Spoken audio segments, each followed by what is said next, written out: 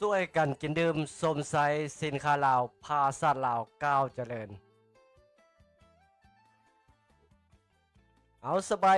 ดีมินักรายการทุกท่านรายการลาวสลาวมาพบกันอีกแล้วมื้อนี้ก็เป็นวันที่10เดือน12 2024เอาเลยว่า10ธันวา2024ค่อยค่ำยามแลงตั้งแต่เวลา20โมงเป็นต้นไปก็มาพบกันเป็นประจำครับรายการลาวสลาวที่มีแก๊ปจอยคนเก่าคนเดิมหน้าเก่านี่แหละเอามาดำเนินรายการไลฟ์สดทางFacebook แฟนเพจขายสินค้าลาวราคางานเส้นเก่าเส้นเคยมีนักรายการถือว่าถึงเวลานาทีนี้เมื่อนี้ก็ซาไปน้อยนึงก็ถือว่ามีนักรายการก็จะได้ฟังเพลงกันก่อนหน้านี้ถือว่าเอาเพลงเอาลำหันโจสก่อนมาครับรู้ข้อมูลข่าวสารที่เกิดขึ้นในรอบ4-5 มื้อที่ผ่านมาโดยเฉพาะแม่นเกี่ยวกับเศรษฐกิจการเงินนี่แหละมีนักรายการการอยู่การกินปากท้องนี่แหละ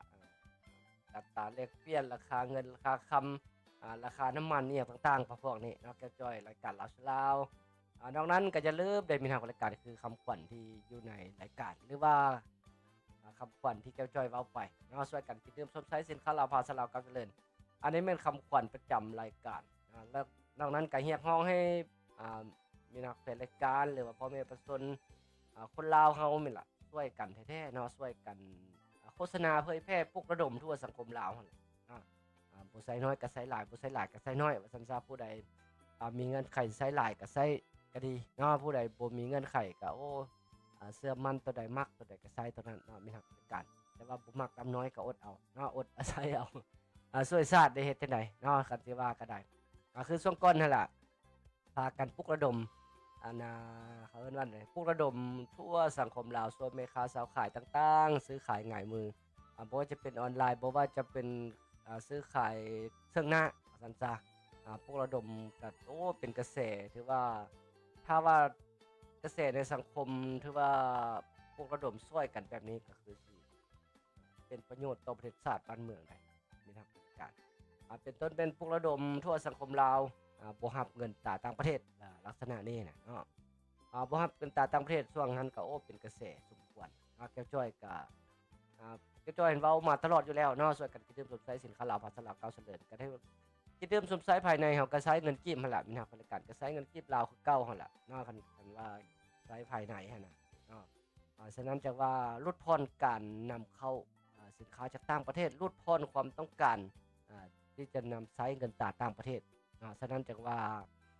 แก้วจ้อยจังว่าเว้ามาเลยบ่แม่นเว้าช่วงว่าเงินขึ้นเงินลงเงินโตนเงินอิหยังดอกเนาะแก้วจ้อยรายการลาวลาวนี่ก็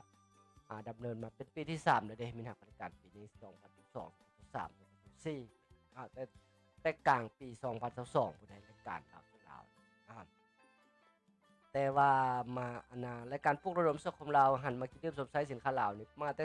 2022เนาะปีนี้ก็เป็นปี2024แล้วแต่ว่าแก้วจ้อยอ่านเป็นเขาเอิ้นว่าเป็นคำขวัญของรายการประจำรายการเลยขึ้นต้นเลยก็ช่วยกันคิดดื่มสมใช้สินค้าลาวภาษาลาวก้าวเจริญนี่แม่นอ่าคันสิว่าก็สิเป็นประมาณปี2024นี่ล่ะเนาะเป็น2024เป็นต้นมาเนาะที่ว่าแก้วจ้อยเอาคำขวัญนี่ขึ้นอยู่หน้าจอเลยอยู่เทิงหน้าจอหั่นตัวเขียวๆอยู่เทิงหน้าจอช่วยกันคิดดื่มสมใช้สินค้าลาวภาษาลาวก้าวเจริญอันนี้ก็แม่นต้องได้เอาใจใส่แท้ๆนะครับมีสติช่วยกันแท้ๆเนาะเพื่อจะให้เท่าใดความต้องการผลิตภัณฑ์ภายในให้มันหลายเขาเอิ้นว่าเพิ่มความเป็นชาติว่าซั่นซะรักประเทศชาติบ้านเมืองเฮาพื้นแผ่นดินอันครบถ้วนของพื้นแผ่นดินนั้นพ่อแม่สร้างไว้บรรพบุรุษเพิ่นญาติมาบรรพบุรุษเพิ่นอันน่ะเขาเอิ้นว่าจั่งใดสร้างมาบรรพบุรุษเฮาก็ตั้งมาว่าซั่นซะพื้นแผ่นดินอันครบถ้วนอันนี้ว่าซั่นซะก็พยายามเนาะนี่แหละความเป็นชาตินี่แหละสำคัญเนาะไปเบิ่งเฮาไปแยงเบิ่งแม่ประเทศชาติบ้านอ่า บ้านไกลหันเคียงเฮาบ่ว่าจะเป็นเวียดนามสิก็น้อยคนที่เขาเจ้าสิไปฮู้ว่าโอ้ใช้เงินดอลลาร์อยู่ภายในเวียดนามก็สิน้อยนักน้อยหนานอกจากผู้ใดบ่ออกไปต่างประเทศคันผู้ใดออกไปต่างประเทศจังสิฮู้ว่าจังสิมีเงินตราต่างประเทศอาบ่ว่าจะเป็นจีนบ่สิจีนก็ใช้เงินหยวนเงินภายในเขาเจ้าเป็นหลักเงินดอลลาร์เงินอิหยัง เงินบาทไทยนี่ก็อาจจะบ่ฮู้จักเนาะอยู่จีนลักษณะแบบนั้นถึงเฮานี่โอ้เงินนี่หยังก็ฮู้หมดเออก็ดีอยู่ดอกเนาะก็เก่งก็เก่งก็เงินนี่หยังก็ฮู้หมดนี่ก็ดีคือกันเนาะแต่ว่าสิไปเขาเอิ้นว่าไปอาศัยว่าเอาแต่สินค้าเขาเจ้าเข้ามาหรือว่าพกปืนอันน่ะไปแลกเปลี่ยนเอาแต่เงินเขาเจ้ามานี่ก็นี่แหละเฮ็ดให้บางครั้งบางคราวเงินก็ขาดตลาดว่าซั่นซะเงินก็บ่พอในการจราจรนอกนั้นเนาะก็หลายอันหลายแนวได้มีทางบริการได้สวมใช้สินค้าต่างประเทศนี่เฮาก็ถูกท่ารับนั่นแหละถูกท่ารับเขาเจ้าสิขึ้นสิลงจังใด จักกระเจ้าผลิตแนวใดคันเว้าแนวหนึ่งก็ได้บางอันบางแนวเนาะบ่ว่าจะเป็นน้ำดื่มบ่ว่าแต่อันอยู่อันกินต่างๆเนาะอันเทื่อเขาเจ้าก็จักผลิตแนวใดก็มีได้เนาะเบิ่งในเฟซบุ๊กเนาะในสื่อสังคมออนไลน์บางเทื่อก็ปลาหมึกบ่อิหยังต่างๆหั่นจักสิแนวใดก็มีว่าซั่นซะแหล่งผลิตเนี่ยจักน้ำพวกส้มน้ำหวานก็จักผลิตได้มาตรฐานหรือบ่จักอันปลอมอันใดเฮาก็บ่ฮู้เด้ฉะนั้นโอ้อันตรายนะครับอันตรายด้วยเด้เนาะบริโภคของสินค้าต่างประเทศนี่ก็แม่นอยู่ดอกบางเทื่อก็โอ้ย made in ประเทศนั้นประเทศนี้แล้วว่าแต่เสื้อมั่นโลดมันบ่ได้เนาะสินค้าแปลกปลอมสินค้าลอกเลียนแบบสินค้ามีสิ่งเจือปนอีหยังต่างๆนี่โอ้อันตรายเราก็จะได้ยินข่าวมาตลอดบางเป็นช่วงก่อนเนี่ยแต่ว่านมนมปัวพญานี่พญานั้นปัวได้ทุกชนิดว่าซั่นซะนมผงดื่มอีหยังนี่นะนมผงแก้เบาหวานดีเบาหวานดีเก็บตังค์เก็บแอวดีหมดซุอย่างหั่นน่ะอันนี้ก็ถือว่ามันก็เหลือเชื่อแพทย์หมอเพิ่นก็โอ้บ่อยากแนะนำว่าซั่นซะจนเกิดมีจนเกิดมีกระแสแล้วก็เกิดมีทางกรมอาหารและยามันก็เลยเกิดห้ามว่าซั่นซะนอกนั้นยังแนวอื่นๆอีกเด้เนาะอาหารเสริมต่างๆโอ้อันตรายมีทางการ บางอันบางแนวมันกับบางคนกระทึกก็ว่าดีบางคนกับพอแต่ทุเลาเบาบางก็ว่าดีแฮงโฆษณาปลุกปั้นกันบ่แม่นง่ายเนาะก็ถือว่าก็อาหารเสริมเพิ่นว่าบ่แม่นยาเด้เป็นอาหารเสริมอาหารอาหารเสริมหรือว่าเสริมอาหารนี่แหละ2อันนี่แหละเสริมอาหารหมายความว่าแนวใดเสริมอาหารหมายความว่าอาหารที่เรากินอยู่ซุมื้อนี่มันอาจจะบ่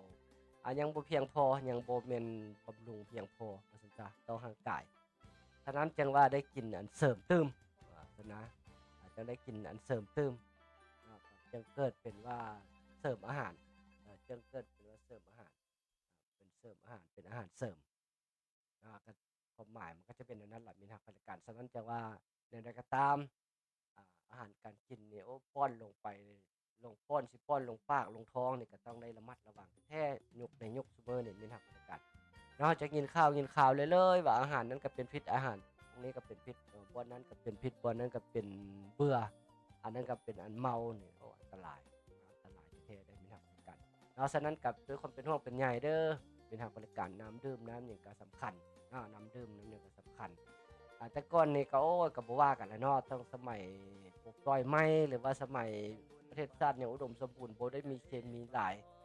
บ่ได้มีสารเคมีบ่ได้มีตกค้างบ่มียาฆ่าหญ้ายาฆ่าบงฆ่าแมงยาอิหยังต่างๆน้ำอยู่ในทุ่งไร่ทุ่งนาก็พากันกินได้เนาะตอนนั้นน่ะว่าซั่นจ้ะจ้อยก็เคยอยู่ท้องถิ่นโอ้ยก็กินน้ำบัวควายก็มีได้มีทางบริการเนาะไปซอกงัวซอกควายฝนตกลงมาฝนตกเซาแล้วก็น้ำเป็นบวกเป็นโอ่งอยู่กับได้กินก็มีแล้วมันหิวน้ำแห้งฉะนั้นจังว่ามันคือซุมื้อนี่โอ้ยานโอ้รอดฉะนั้นจังว่าอันตรายซุมื้อนี่สารตกค้างหลายสารพิษหลายฉะนั้นบ่เป็นตากินเท่าที่เท่าแดดเนาะส่วนหลายก็แม่นสุขภาพเฮาอันน่ะบางพยาธิบางโรคนี่ก็เกิดจากอาหารการกินเกิดจากนิสัยการกินของคนเฮานี่แหละอันใดก็ป้อนลงไปอันใดก็ป้อนลงไปว่าซั่นซะจากอันเผ็ดอันเค็มอันหวานอันจางอันแพ้สุขภาพอันทำลายสุขภาพแนวใดก็มีนอกจากเหล้าจากเบียร์แล้วก็ยังมีอันอื่นอีกอาหารการกินอีกเหล้าเบียร์เครื่องดื่มมันมึนเมามันรู้อยู่แล้วว่ามันทำลายสุขภาพแต่ว่าเพื่อความม่วนซื่นเพื่อความบันเทิงเพื่อระบายความเครียดแก้เครียดแก้เซ็งอย่างต่างๆต้องได้ดื่มหรือว่าไปสังคมหมู่พาดื่มก็ต้องได้ดื่ม แต่ว่าในแต่ก็ให้รู้จักสุขภาพรู้จักสุขภาพตัวเองประเมินสุขภาพตัวเองให้ได้ว่าสุขภาพเราอยู่ในระดับใดปะปะทะกับกระเจ้าเมื่อคืน2คืนซ้อนนี่มันได้บ่ คันกระเจ้าบางคนนี่ก็แห้งๆเนาะกิน3แจ้งก็บ่เมาเพิ่นว่าเด้บางคนก็โอ้ย4-5จอกนี่ก็เห็นแสดงอาการแล้วแต่ว่า2-3จอกก็รู้สึกวิงเวียนนี่ก็ต้องได้ระมัดระวังแนวใดก็ตามเอาแล้วแต่เลยด้วยความเป็นห่วงเป็นใยเด้อจากรายการลาวสลาวคันว่ามีนักรายการส่องหาน้ำดื่มหรือว่าเบิ่งหาน้ำดื่มที่มีคุณภาพสามารถเชื่อถือได้รับประกันต่อสุขภาพของท่าน ได้มาตรฐานทางภายในต่างประเทศก็แม่นขึ้นหาน้ำดื่มโลมาขับมีหักเหมือนกันปัจจุบันก็มีจะ8สาขาในขอบเขตประเทศตั้งแต่จำปาสักถึงฮอดนครหลวงจันทน์นครหลวงจันทน์เฮาก็อยู่บ้านขับรถไปบ้านน้อยสกาเมืองไซเสถานนครหลวงจันทน์เอาไปฮอดเซาบ่เห็นกันแชตหาเจ้าจ้อยได้ทางเพจทาง Facebook ทาง WhatsApp ทางเบอร์โทรทาง TikTok ก็มีฉะนั้นจะว่าเห็นสัญลักษณ์ของคำอยู่ใส่จะสามารถถามได้เลยยู TikTok นี่เจ้าจ้อยจะลงเป็นประจำลงคลิปใดก็แม่นต้องมีแนบลงมาคำไปนำมันเป็นเอิ้นว่าเป็น personal brand ของเจ้าจ้อยไปแล้วว่าซั่นซะเห็นเจ้าจ้อยอยู่ใส่ก็มีมาคำอยู่หั่น อยู่ในสื่อสังคมออนไลน์ดอกว่าเนาะบ่แม่นบ่แม่นว่าเครื่องนุ่ง วันนี้ก็ถือว่ามีนี่ก็มีหลายข่าวหลายข่าวมีนักการที่มาเล่ามาโอ้มาลมสู้มีนักรายการรับฟังคันว่าทางพี่น้องมีนักรายการอยู่ทางบ้านอยากให้แก้วจ้อยเว้าถึงเรื่องใดอย่าลืมส่งข้อมูลข่าวสารเข้ามามีนักรายการส่งเข้ามาโฆษณากิจการของท่านก็ได้คือกันห้างสรรพสินค้าเปิดร้านไม้ใส่กระเบื้องซีแพ็คงามเปิดบริษัทเปิดร้านค้าเปิดแหล่งท่องเที่ยวเปิดสวนอาหารเปิดกิจการโรงแรมร้านอาหารเรือนพักอหยังก็แล้วแต่อยากให้แก้วจ้อยประชาสัมพันธ์ให้แด้ก็ยินดีมีนักบริการเดี๋ยวนี้แฮ่งตกใส่ High Season แล้วเด้เขาเอิ้นว่าฤดูการท่องเที่ยวฤดูเงินฤดูค่ำของการท่องเที่ยวในช่วงนี้ว่าจะวิดฝนมาก็แม่นโอ้เราแหล่งท่องเที่ยวที่ว่าคนกำลังไปเที่ยวแต่ว่าก็น่าเสียดายเนาะอันนี้อาทิตย์ผ่านมาหรือว่าเดือนผ่านมากำลังแหล่งท่องเที่ยวกำลังเปิดประตูสู่ปีท่องเที่ยวลาวกำลังไปได้ดีว่าซั่นๆนักท่องเที่ยวกำลังหลั่งไหลเข้ามาแต่ว่าก็น่าเศร้านำบางประเทศเข้ามาถ้าสิว่าแนวหนึ่งก็ว่าสร้างความปั่นป่วนว่าแนวหนึ่งก็ตั้งมาจงใจตั้งมาทำลายย้านแต่เฮาน่ามีเงินมีคำมีอยู่มีกินย้านแต่เฮาพ้นทุกข์ย้านแต่เฮาหั่งมีว่าซั่นซะต้องได้เอาตั้งสร้างกรณีขึ้นมาตอนนี้ก็เบิ่งได้หลายแง่หลายมุมนั่นล่ะมีนักบริการเบิ่งได้หลายแง่หลายมุมนั่นล่ะเป็นหยังก็ต้องมาอิหยังต่างๆเป็นหยังจะต้องเป็นแหล่งท่องเที่ยวโด่งดังเป็นหยังจะต้องอยู่ประเทศลาวอิหยังต่างๆก็หลายๆตั้งคำถามกันมาหลายๆว่าซั่นซะหลายคนก็ออกมาความคิดความเห็นในสื่อสังคมก็หลายว่าซั่นซะตาย4-5-6คนว่าตายจากการกินการดื่มอยู่ประเทศลาวอยู่เมืองวังเวียงสร้างความบ่เชื่อมั่นว่าซั่นซะสร้างความบ่เชื่อมั่นให้ต่างประเทศย้านประเทศลาวว่าซั่นซะบ่อยากมาประเทศลาวบ่อยากมาอยู่มากินบ่อยากมาเที่ยวต่างๆก็เป็นการเขาเอิ้นว่าแนวใดเป็นการdiscredit เขาเอิ้นว่ายึดความน่าเชื่อมั่นความน่าเชื่อถือของลาวเราต่อเวทีสากลต่อสังคมโลกต่างๆให้เบิ่งประเทศลาวเรานี่คือว่าเป็นประเทศที่โหดร้ายป่าเถื่อนก็เป็นประเทศที่บ่เป็นตาไปเที่ยวไปชมความจริงมันก็คันผู้ใดมาแล้วบ่ไปคือพวกที่กินพวกดื่มประสบประสานไปหลายนี่ก็สิบ่มีปัญหาในระยะผ่านมาก็บ่ได้มีปัญหาข่าวๆในเรื่องนี้ว่าซั่นซะแล้วก็เรื่องนี้ก็บ่แม่นว่าหากเกิดขึ้นในประเทศลาวได้นะประเทศอาเซียนก็มีอยู่ไทยก็มีอยู่อินโดนีเซียอยู่เวียดนามอยู่ซั่นก็มีที่ทำการเรื่องนี้นะเรื่องการดื่มมีสิ่งเจือปนหรือว่าตั้งพากันเฮฮาปาร์ตีพากันผสมประสานอิหยังกันเฮ็ดกันกินไปนั่นนี่นะอยู่ประเทศอื่นก็มีได้มีทางบริการบ่แม่น เกิดอยู่อาเซียนนี่บ่แม่นสิประเทศลาวเป็นประเทศทำอิฐว่าซั่นซะเนาะหลายคนให้เข้าใจนำกันตื้มว่าซั่นซะมีสตินำกันตื้มคันบ่แม่นจุอันน่ะบ่แม่นว่าสิไปปกโกมด่าแต่คนตัวเองบ้านตัวเองก็บ่เป็นเนาะเป็นทางราชการตัวนี้ต้องได้คิดเบิ่งหลายทางแน่เนาะคิดเบิ่งหลายทางตื้มว่าซั่นซะก็สิบ่มีดอกอันน่ะผู้ใดสิไปบังคับให้ได้ว่าซั่นซะคนลาวสิไปบังคับให้ต่างประเทศกินเหล้ากินเบียร์ตัวนี้มันเป็นไปบ่ได้คันเขาเจ้าบ่อยากกินเขาเจ้าบ่อยากดื่มแห้งแล้วว่าซั่นซะบ่คือคนลาวเด้ลองซิมมึงนะลองซิมมึงนะหน่อยหนึงความมักแพงต่างประเทศคันเขาว่าโนแล้วก็แม่นแล้วเท่านั้นหมดคืนเว้าหมดคืนมันก็บ่สดเจ้าอันนี้มันอันหนึงว่าซั่นซะบัดนี้เราไปข่าวๆมื้อนี้เลยสักก่อนซะเนาะเว้าหลายห้างมีทางแฟนรายการมีอันใดก็อย่าลืมส่งข่าวส่งข้อมูลข่าวสารเข้ามาอยากให้กระจายโฆษณาประชาสัมพันธ์แหล่งท่องเที่ยวบ่หรือว่าอีหยังต่างๆในขอบเขตต่างประเทศหรือว่าอยู่ไสก็แล้วแต่อยากให้อยากโฆษณาผ่านรายการกระจายก็ส่งข้อมูลข่าวสารเข้ามานะรายการยินดียิน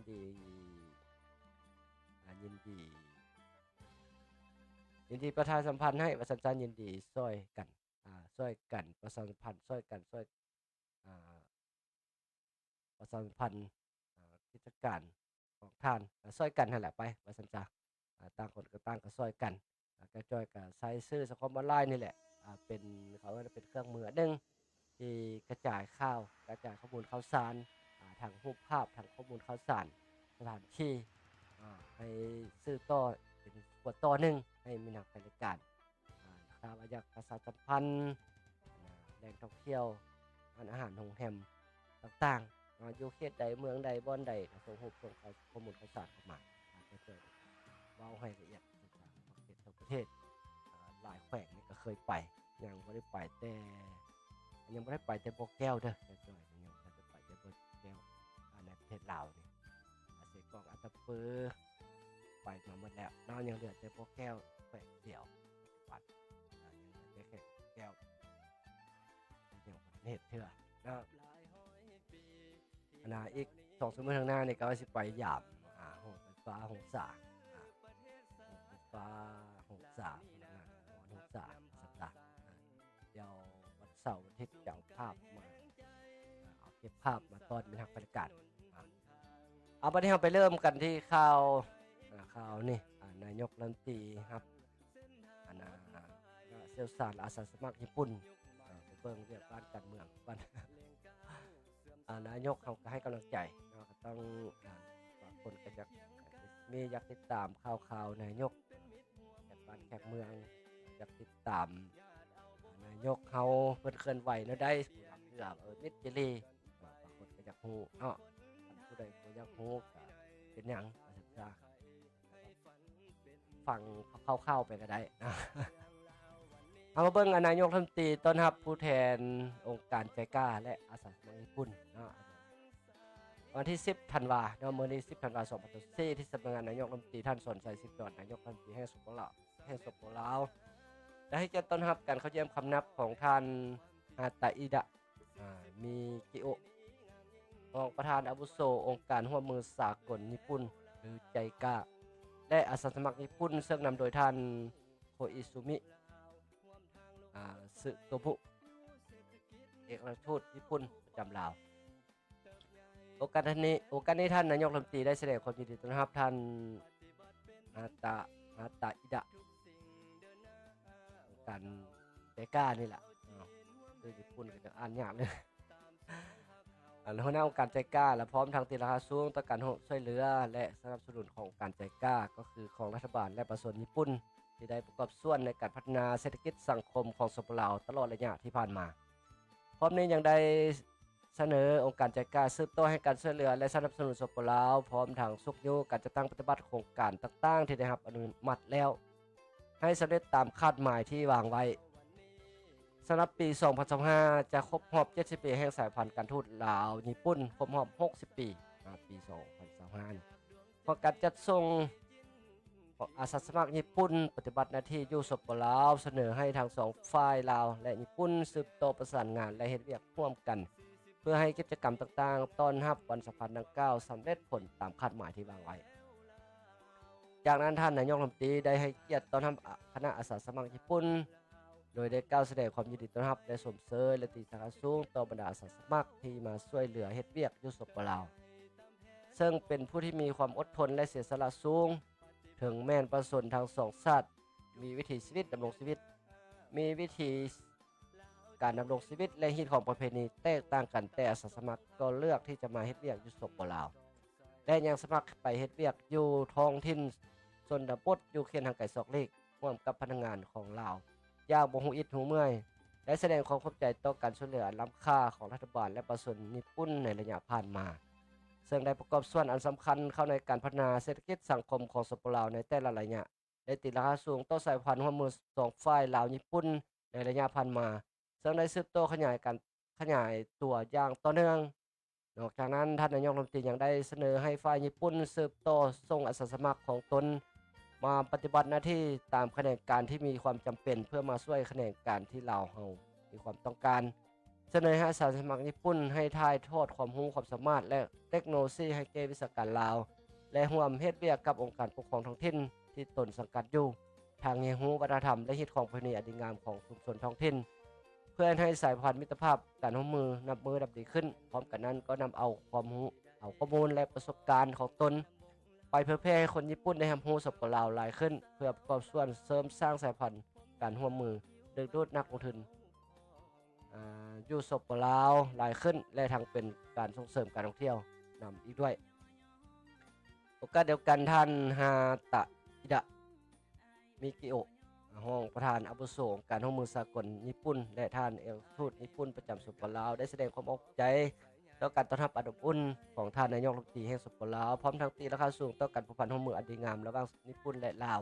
ในระยะผ่านมาอาสาสมัครญี่ปุ่นที่มาปฏิบัติหน้าที่อยู่ลาวแม้เริ่มแต่ปี1965เป็นต้นมา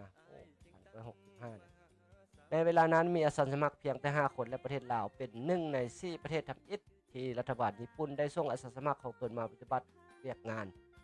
และมาฮอดปัจจุบันอาสาสมัครญี่ปุ่นที่มาปฏิบัติหน้าที่อยู่สปปลาวรวมทั้งหมด1,094 คนเฉพาะปี2024เฉพาะปีนี้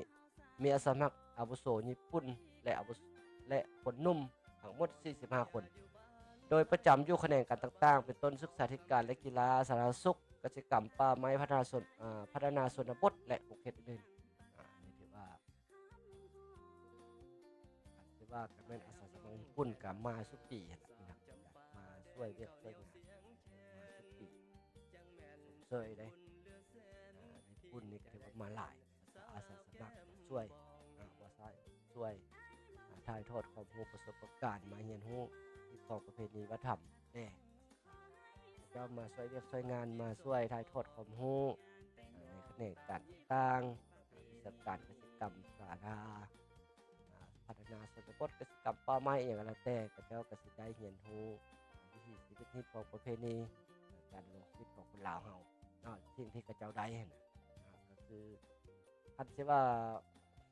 มาโซกหาประสบการณ์ใหม่ๆหาประสบการณ์ใหม่ๆโดยเฉพาะมันกระเจ้าบาง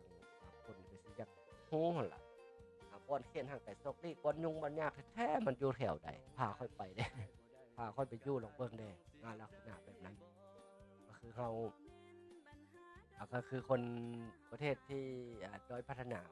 ที่ด้อยพัฒนาลาวเฮานี่ห่วยไปประเทศญี่ปุ่นเนาะไปประเทศใหญ่ๆก็โอ้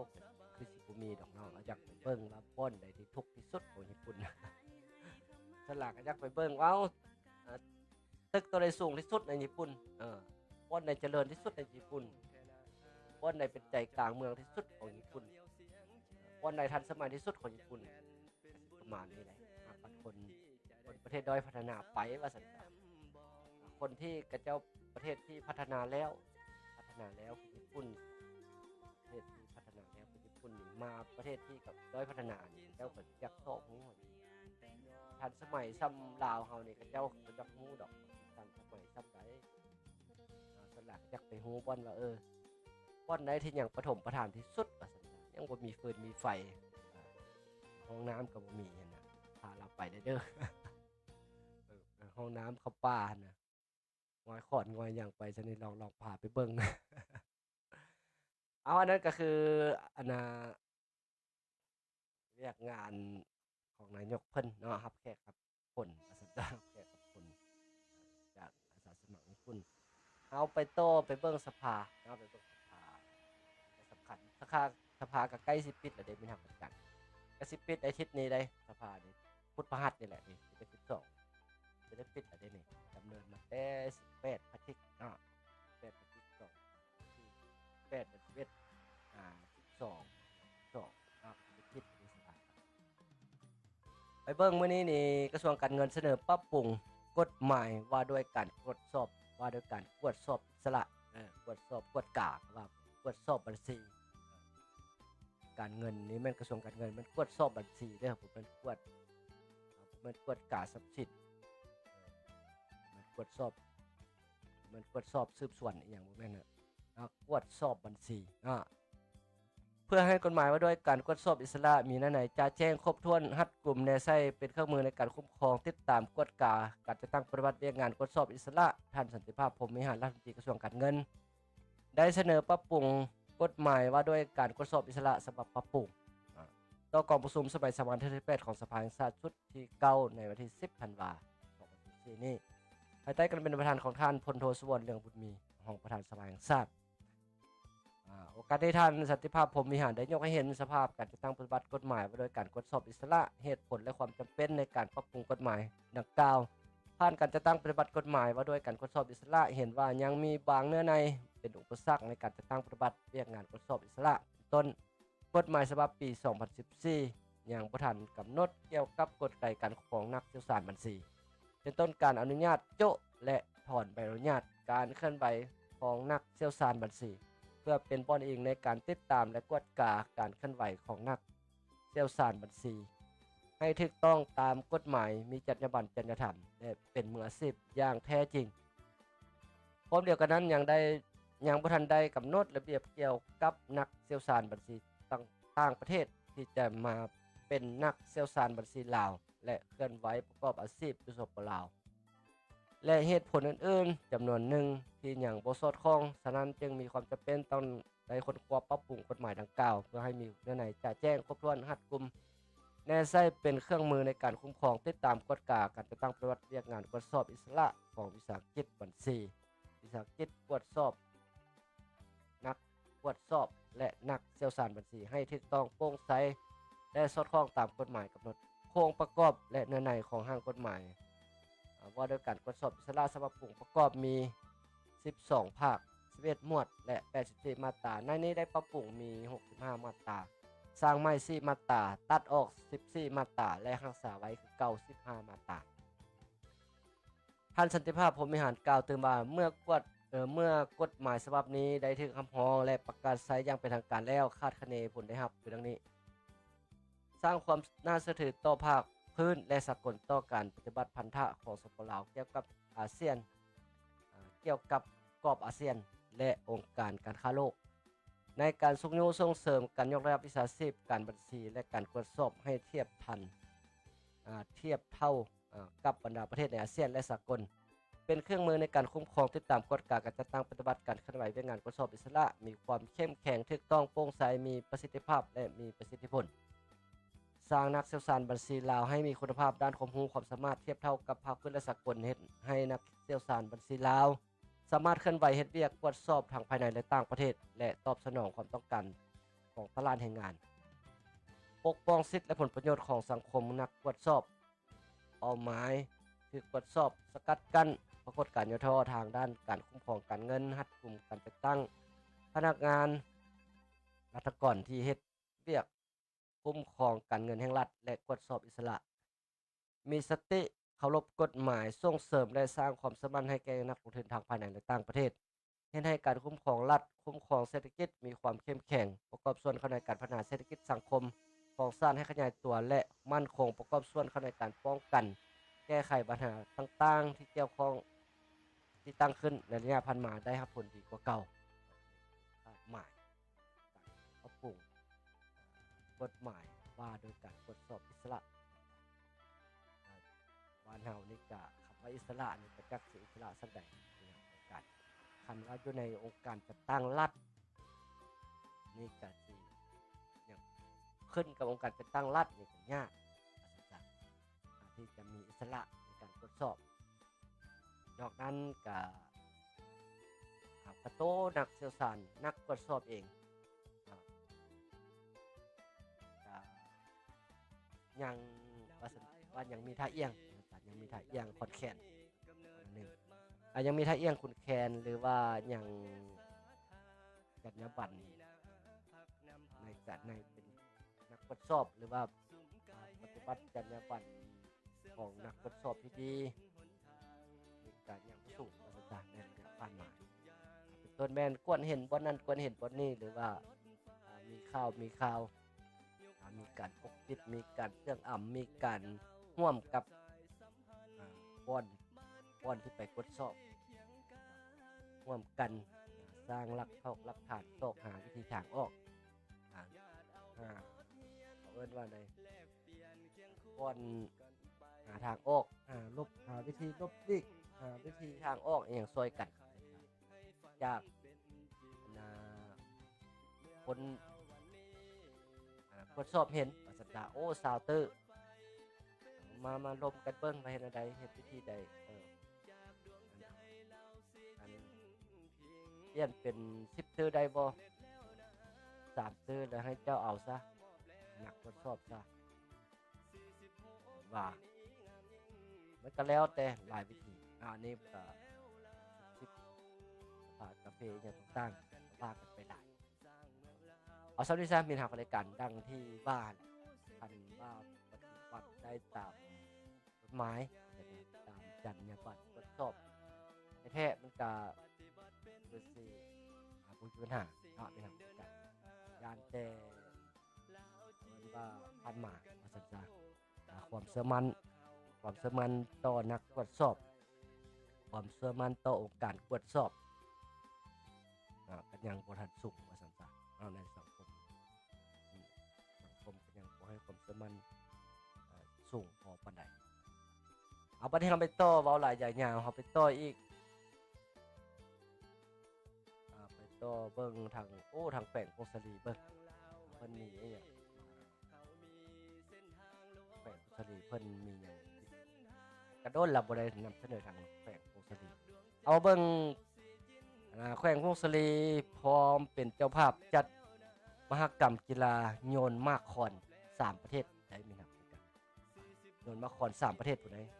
ได้ข่าวจากแขวงพงศลีให้รู้ว่ามหกรรมกีฬาโยนหมากคอน3ประเทศ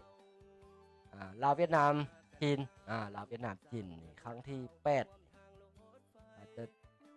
จะจัดขึ้นที่แขวงพงศลีเป็นเจ้าภาพคณะรับผิดชอบได้เอกภาพและกำหนด4ประเภทกีฬาคือกีฬาโยนหมากคอนกีฬาหมากข้างกีฬาหน้าเก๊กและกีฬากระต่อหวายกำหนดรายการแข่งขันมีอยู่9รายการแล้วก็มี9เหรียญคำ9เหรียญเงิน9เหรียญทองนะครับเนาะ9ใส่9หมดพร้อมนั้นก็ได้กำหนดจำนวนคณะนำครูฝึกนักกีฬาภาคส่วนละ32ท่านก็ดีนะไว้หลายส่วนการกักเก็บนักกีฬาของแขวงพงศลีแม้นมีความพร้อมแล้ว 100% 100%มีความพร้อมแล้ว 100% ท่านสุขประเสริฐปั่นอ่อนหัวหน้าแขนงกีฬากายกรรมและศิลปศึกษาแผนกศึกษาธิการและกีฬาแขวงพงศลีทั้งเป็นคณะรับผิดชอบอนุกรรมการกีฬาจัดมหกรรมกีฬาโยนหมากคอน3ประเทศครั้งที่8พงศลีเป็นเจ้าภาพให้รู้ในท้ายอาทิตย์ผ่านมาว่าเพื่อปฏิบัติแผนการในการรับมือเป็นเจ้าภาพจัดมหกรรมกีฬาโยนหมากคอน3แจประเทศลาวเวียดนามจีนครั้งที่8และปฏิบัติตามข้อตกลงของเจ้าแขวงอนุกรรมการขบวนการกีฬาได้กักเก็บพร้อมหอบด้านเป็นต้นแม่นแผนงบประมาณแผนเวียกและแผนคนประสานสมทบกับบรรดาอนุกรรมการฝ่ายต่างๆโดยเฉพาะก็คือแผนกการต่างประเทศประสานสมทบกับคณะรับผิดชอบกีฬา2ประเภทคือแขวงเดียนเบียนในเวียดนามและเมืองเจียงเซินนครฟูเออร์แขวงเวียดนามเมืองเจียงเซินนครฟูเออร์นี่ซาชื่อดังใน นี่ถือว่าดังแห่งประเทศซาอุจีนเพื่อเป็นเอกภาพในการกำหนดประเภทกีฬารายการแข่งขันและกฎระเบียบของการแข่งขันอย่างชัดแจ้งสำหรับการหากระเกี่ยมอนุกรรมการกีฬาได้แต่งตั้งคณะรับผิดชอบรวมคณะรับผิดชอบจัดการแข่งขันกรรมการตัดสินกีฬาประเภทต่างๆเพื่ออบรมกรรมการตัดสินพร้อมทางลงสำรวจกำหนดสถานที่การแข่งขันจัดสรรซอกหาอุปกรณ์ที่จะรับใช้ในงานทดแอบและแข่งขันพร้อมทางลงซอกหานักกีฬาดีเด่นเป็นตัวแทนนักกีฬาของแข่งที่จะลงสนามแข่งขันในงานครั้งนี้การเป็นเจ้าภาพสำหรับงานดังกล่าวจะจัดขึ้นในระหว่างวันที่11 ถึง 13 ธันวาคมมื้อนี้เราได้มั้ยครับมื้อนี้11 ถึง 13 ธันวาคม2024พร้อมนั้นท่านสุขประเสริฐปั่นอ่อนยังได้เรียกร้องให้ทุกภาคส่วนในสังคมบ่รวมเอาซัพพอร์ตชาวแขวงกุสลีจงมาให้กำลังใจช่วยสมช่วยเสียพร้อมกันเป็นเจ้าภาพที่ดีงามพร้อมกันเจ้าภาพที่ดีในให้แก้งานกีฬา3แก่3ประเทศในครั้งนี้ด้วยประสิทธิ์ถือว่ากีฬาโยนมากคอนผู้ใดเคยรู้ได้โยนมากคอนมาข้างหน้าเก๊กมากคอนนี่เป็นโยนมากคอนก็จะเป็นพี่น้องเอาโม้กันพ่ออยู่ผู้ใดมีโอกาสอยู่ใกล้ก็มีโอกาสไปเบิ่งเลยนะครับในการได้11 และ 13 11 และ 13แขวงกุสลีกีฬาประเพณีกีฬาพื้นบ้าน3ประเทศเวียดนามได้จีนได้กุสลีได้แขวงทิศแขวงใกล้เคียงแขวงทิศแป้งล่ะครับกุสลีนี่ก็ทิศจีนได้ทิศเวียดนามได้พอดีเลยว่าซั่นซะตัดกันเลยไปปิดท้ายเบิ่งสมเสยนำมีนักบริการไปเบิ่งนำสมเสยนำเนี่ยบ้านอะไรรับวงลาวการฟ้อนรับวงลาวนี่ก็ฟ้อนไปฟ้อนมาก็จนได้ขึ้นเป็นลาวเฮาก็ฟ้อนไปฟ้อนมาก็ได้ขึ้นเป็นได้เข้าเป็นมรดกโลกไอ้ฟ้อนไปฟ้อนมานี่ก็ได้ว่าฟ้อนให้มันได้ดีก็ได้ดีเนาะเป็นอาชีพเป็นมรดกไปได้มีนักบริการได้ไปเบิ่งปิดท้ายไปเบิ่งอย่างลำฟ้อนลำวงลาวลำวงลาวครับห้องเป็นมรดกโลกอะไรก็ถือว่าหลายอันหลายแนวได้เฮาก็ถือว่าเริ่มมีหลายอันแล้วเด้เสียงแคนจากเสียงแคนลาวก็ได้เป็นมรดกโลกเป็นมรดกโลกแต่ตัวแคนแท้ๆหั่นก็ยังจักว่าไผสิเอาจักไผสิได้ไทยก็ว่าไทยลาวก็ว่าของลาวตัวแคนแท้ๆก็ได้ธรรมดาก็ทางเสียงทางหน่วยแคนนี่ก็สิน่าจะเป็นของลาวเขาแต่ว่าตัวนี้ก็แน่ก็นอกนั้นก็ยังหลายอันสมเสยฟ้อนลำวงลาวถือกำหองเป็นมรดกโลกทางด้านวัฒนธรรมนามธรรมเป็นวัฒนธรรมนามธรรมและน้องบ่สามารถจับต้องมันบ่สามารถจับต้องได้สามารถจับต้องได้ว่าสัญชาติเป็นนามธรรมแต่ว่าก็เป็นสิ่งสำคัญได้มีนามธรรมกันวันที่10 ธันวาคม 2024นี้กระทรวงการวัฒนธรรมและท่องเที่ยวได้จัดพิธีต้อนรับเพื่อแสดงความสมเสยคณะผู้แทนที่เดินทางกลับจากงานห้ำห้องเอาการขึ้นทะเบียนฟ้อนลำวงลาวถือเป็นมรดกโลกทางด้านวัฒนธรรมนามธรรมของมวลมนุษย์ซึ่งงานดังกล่าวได้จัดขึ้นในวันที่5 ธันวาคม 2024ที่แขวงอาซันซงประเทศปารากวัยประเทศปารากวัยอาซันซงประเทศปารากวัยไปจากประเทศปารากวัยนะโอกาสที่ฟ้อนลำวงลาวถือกำหองเป็นมรดกในครั้งนี้ท่านสอนชัย ศิวดลนายกรัฐมนตรีแห่งสปปลาวได้ตั้งให้รัฐบาลและประชาชนลาวบรรดาเผ่ามีความเห็นแสดงความยินดีเป็นอย่างยิ่งต่อการประกาศทำห้องเอาการขึ้นทะเบียนฟ้อนลำวงลาวเป็นมรดกโลกในครั้งนี้อันได้เห็นให้ประชาชนลาวบรรดาเผ่าและสังคมลาวได้สืบทอดอย่างภาคภูมิและมีเกียรติเป็นปัจจัยสำคัญในการอนุรักษ์รักษามรดกและความหลากหลายทางด้านวัฒนธรรมที่ความประเสริฐกับ การเจริญเติบโตของโลกาภิวัตน์อย่างต่อเนื่องทั้งเป็นปัจจัยค้ำประกันการยืนยงคงตัวของชาติลาวตลอดมาตลอดไปฟ้อนรำวงลาวการเป็นฟ้อนรำวงลาวกลายเป็นหนึ่งในการแสดงออกถึงวิถีชีวิตของประชาชนลาวบรรดาเผ่าสาวแรงงานที่ได้ผสมผสานเอกลักษณ์ไปตามแต่ละท้องถิ่นได้รับการถ่ายทอดจากบรรพบุรุษและสืบทอดจากรุ่นหนึ่งสู่รุ่นหนึ่งอย่างต่อเนื่องและได้รับการปรับแต่งปรับปรุงและดัดปรับให้เข้ากับสภาพแวดล้อมสังคมอันใหม่มีสายเกี่ยวพันกับธรรมชาติอ้อมข้างและบนพื้นฐานประวัติศาสตร์ของชุมชนเชื้อชาติลาวจึงเห็นให้ชุมชนเหล่านี้รับรู้และสืบทอดเอกลักษณ์วัฒนธรรมของตนเฮ็ดให้มีการพัฒนาอย่างต่อเนื่องและมีคุณค่าทางด้านจิตใจจะมีอยู่บทหนึ่งเลยเป็นทางบริการคำว่าลำวงลาวนี่ลำวงลาวนี่เอาเอิ้นว่าแต่ละท่ามีชื่อเด้ครับผู้ใดเคยได้อ่านได้ฟังได้บ่ลำวงลาวนี่แต่ละท่ามีชื่อหมดเนาะท่านผู้ใดสนใจลองพิมพ์มาลองพิมพ์เบิ่งสนใจท่านผู้ใดสนใจลองพิมพ์มาว่าสนใจเบิ่งจะจ้อยสิไปส่งมาให้อ่านให้ฟังส่งมาเล่าให้ฟังได้ยินอยู่นำวิทยุทิศแล้วนี่จะจ้อยไปใส่มาได้ยินวิทยุอยู่ประวัติความเป็นมาของการฟ้อนรำวงลาวนี่นะแต่ละท่าแต่ละจังหวะมีชื่อเอิ้นมีหาบริการมีชื่อเอิ้นใดจะจ้อยก็หาก็ได้ยินหาก็ได้ยินเลยแล้วก็หลายคนนี่ก็ลองเบิ่งว่าฟ้อนรำวงลาวนี่มันถูกบ่ หลายคนเป็นระบ่ถูกต้องระบ่หลายคนตั้งคำถามก็แม่นอยู่ดอกเฮ็ดคนลาวมันก็บ่ได้น้อยก็ได้หลายว่าซั่นซะก็ถูกแด้บ่ถูกแด้ให้มันถูกตามจังหวะทำนองลีลาถูกวาดถูกทรงมันแท้ๆนี่ก็คันบ่ได้ไปฝึกอบรม การบ่ได้ไปฝึกฟ้อนมานี่ก็บ่ได้ฝึกอบรมมานี่ก็จะยากให้ได้มีทางเป็นการฟ้อนถูกว่าทางหญิงทางชายซั่นซะคันผู้ใดฟ้อนได้ถูกได้ใกล้เคียงที่สุดก็แสดงว่าผู้นั้นก็มีพรสวรรค์สูงมีพรสวรรค์โตมาหรือว่า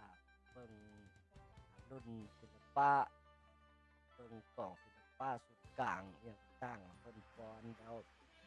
สามารถชื่อจับไว้ดีหรือว่านั่นก็ถือว่ามีพรสวรรค์สูง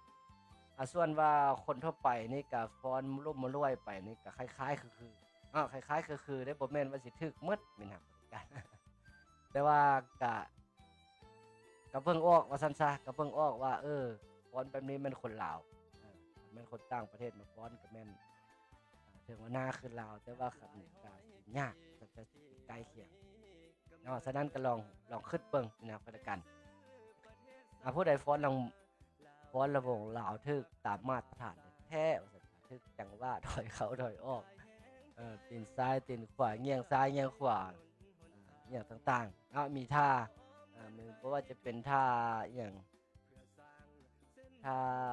มีชื่อมีทางบริการจ้อยบุชื่อละฟังเฮ็ดแล้วชื่อมีท่าแปลกๆงามๆมีท่าชื่อเอิ้นท่าแหยงสาวท่าอีหยังท่าสวนท่าอีหยังก็ได้มีหมดมีทางบริการผู้ใดอยากรู้หรือว่าผู้ใดรู้ก็ต้องบอกแน่มันมีท่าอีหยังแน่ท่าสวนหนังท่าเหียงทางท่ายังมีเมื่อใดมีทางประการซื้อม่วนตาสนใจน่าจะบอกถ้าผู้ใดสนใจบอกมาอ่านให้ฟังบอกมาเล่าให้ฟังแล้วผู้ใดฮู้ก็ลองเขียนมาบอกได้เขียนมาเล่าให้ฟังได้มีท่าอย่างได้การฟ้อนระวงเรามาตรฐานคันไปเบิ่ง TikTok นี่บ่ได้หลายมีทางประการเบิ่ง TikTok นี่เฉพาะมันออกภาษาปุ๊บเลยมันเกี่ยมงานแก้วงานดองเด้ก็มีบางเทื่อก็ชาวต่างประเทศชาวจีนบ่ชาวลาวเฮาก็มีลาวเฮาก็มีก็ต้องได้ซอกหาผู้จัดงานซอกหา organize มาสอนการฟ้อนระวงลาวเพราะมันครูบ่าวสาวบ่าวสาวเพิ่นก็ปัจจุบันนี้ก็ได้พัฒนามาแต่ก่อนในรอบประถมฤกษ์นี่ก็ ทางเจ้าบ่าวเจ้าสาวได้ทางพ่อแม่ลุงตาเอาอาน้าบ่าวได้ไปฟ้อนเป็นคู่กันยันบ่าวสาวอายนอกท้องถิ่นเพิ่นว่าแนวนั้นอาจจะบ่มีดอกว่าเจ้าบ่าวเจ้าสาว2คนฟ้อนกันร่อนๆไปจนหมดเพลงหนึ่งแต่ก่อนมันบ่เห็นค่อยมีว่าซั่นซะแต่เดี๋ยวนี้อยู่แต่ดองอยู่ในเมืองว่าซั่นซะดองในเมืองนี่ก็หลายงานก็จ้อยไปเบิ่งนี่เจ้า ก็เจ้าว่าบ่ให้ไผไปฟ้อนนำว่าซั่นจ้ะรอบนี้พิเศษสุดๆเจ้าบ่าวเจ้าสาวฉะนั้นนี่ก็ถือว่าเป็นฟ้อนแสดงฟ้อนโชว์ให้คนไปร่วมงานนั่นแหละน้อยหลายก็แล้วแต่เจ้าบ่าวเจ้าสาวเชิญก็แล้วแต่เจ้าภาพเพิ่นเชิญว่าซั่นจ้ะก็เป็นฟ้อนโชว์ผู้สร้างครอบครัวใหม่ว่าซั่นจ้ะจบเพลงหนึงให้แขกคนได้เบิ่งว่าซั่นจ้ะห้วยคันฟ้อนบ่เป็นได้ก็จักอายๆนั่นแหละเนาะฟ้อนชื่อบ่หยังได้ก็อายๆเขินๆนะคันสิว่าก็ได้ก็คือเฮาได้เบิ่งใน TikTok หั่นก็บ่ว่ากันดอกเนาะหลายผู้หลายคนก็อยู่ทางท้องถิ่นอยู่ไสก็แล้วแต่เลยฟ้อนก็บ่เป็นดอกมันยุกมาหยาไปก็เป็นศิลปะอันนึงว่าซั่นจ้ะก็บ่ว่ากันอันนี้ก็บ่ได้ว่าบ่ได้ว่าไปอันนี้อันนั้นให้ผู้ใดมีแต่ว่าก็มันก็เฮ็ดแนวใดซั้นน่ะตามสภาพการบางคนก็บ่มีพื้นฐานแต่ก็เต้นได้บางคนก็วัยรุ่นเนาะวัยรุ่น20ปีนี่ไปเด็กเนาะผู้หญิงก็18 17 18 15 16นี่ไปจับกันเอากันไปแต่งดอกกันก็อยู่เนาะแถวท้องถิ่นแดก็ห่างไกลซอกเล็กแดก็สิบ่มีดอกเนาะสิไปเฮ็ดจั่งใดไผสิไปเข้าใจว่าต้องฟ้อนรำวงลาวให้ได้ต้องฟ้อนอันนี้จังแม่นรำวงลาวเอาไปตามสภาพนั่นแหละเรื่องเฮ็ดใน TikTok เว้าหลายใหญ่ห้างเวลากันยาวมีทางบรรยากาศถือว่ามาฮอดนี้ก็ถือเป็นรายการลาวสลาวประจำวันที่10ธันวาคม2024ค่อยค่ำยังแดงมาฮอดนี้ใกล้ฮอด21:00 นรายการลาวสลาว1ชั่วโมงเต็มก็เกือบครบแล้วจ้างมาฮอดนี้ก็ขอบใจมีทางรายการที่ติดตามรายการแต่ต้นจนจบเนาะเบิ่งสุดท้ายนี่ก็สิเบิ่งมีทางรายการผู้ใดส่งข้อมูลข่าวสารข่าวเข้ามาเนาะก็สิอ่านให้คันว่าบ่มีผู้ใดส่งหรือว่าบ่มีผู้ใดคอมเมนต์นี่ก็ขอบใจอีกเทื่อนึงที่ติดตามรายการแต่ต้นจนจบมาฮอดนี้ก็จอยพรมืองานก็ต้องไล่ลามีทางรายการไปก่อนแต่ว่าก่อนจากกันขอฝากไว้เติมน้อยนึงเนาะน้ำดื่มลงบ่คำมีทางรายการน้ำดื่มของคนลาวเป็นน้ำดื่มของคนลาวแท้ 100% ว่าซั่นจ้ะได้มาตรฐานทั้งภายในและต่างประเทศISO 22000ซึ่งเป็นความภูมิใจของคนลาวซึ่งเป็นความภูมิใจของคนลาวหรือว่าเป็นความภูมิใจของโรงงานน้ำดื่มโตมาครับที่ได้มาตรฐานนี้มามันจะเป็นมาตรฐานที่สามารถเอกอ้างทางดวงใจได้ว่าเป็นมาตรฐานที่สากลยอมรับทุกกระบวนการในการผลิตของน้ำดื่มโดมะคำผลิตตามมาตรฐานของ ISO 22000เพื่อความปลอดภัยทางด้านอาหารและเครื่องดื่มฉะนั้นจังว่าทุกหยาดทุกหยดทุกขั้นตอนในการผลิตต่างๆถือว่าผลิตตามระบบที่เคร่งครัดที่สุดเนาะนะครับการฉะนั้นให้ลูกค้ามีนักบริการเชื่อมั่นในคุณภาพมั่นใจได้ว่าน้ำดื่มนมคำเป็นน้ำดื่มที่ท่านสามารถไปวางใจได้ฝากเป็นทางเลือกหนึ่งให้มีนักบริการ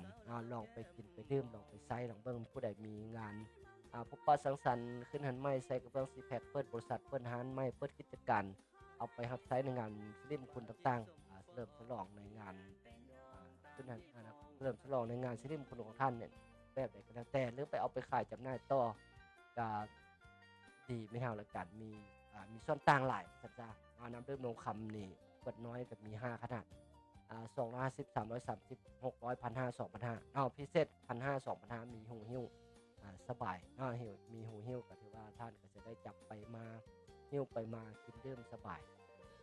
ดังนั้นนอกนั้นก็ยังมีทุกสาลิดมีทางบริการอยู่ในคลองจันทร์กับสาขาก็ส่งตลอดส่งตลอด7 มื้อว่า24 ชั่วโมงกับป่านนั้นสามารถโทรสั่งเพิ่นได้ก็เนาะเพิ่นยังรับอยู่ก็ถือว่ายังสั่งได้สั่งดึกดื่นเที่ยงคืนหลายเพิ่นส่งมื้ออื่นนอกนั้นก็ถือว่ามีทางบริการชอบบอกน้ำดื่มราคาบ่แพงแนวบ่ฮอด 30,000ราคาแพ็คนึงบ่ฮอด 30,000อยู่สาขาฉะนั้น มันก็จึงว่าฝากติดตามแน่เป็นทางเลือกหนึ่งทั่วสังคมลาวหันมากินดื่มสดใสสินค้าลาวผ่าสลาวกับเลย